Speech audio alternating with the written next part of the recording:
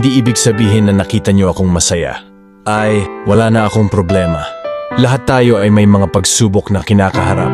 Pero natutunan kong maging positibo at mag-focus sa mga bagay na nagpapalakas sa akin. Ang kaligayahan ko ay hindi nakadepende sa perpektong buhay, kundi sa paraan ng pagharap ko sa mga pagsubok at sa pag-appreciate ko sa mga maliliit na bagay. Sa kabila ng lahat, pinipili ko pa ring magpasalamat o tanggapin ang sarili ko sa lahat ng aspeto ng aking buhay.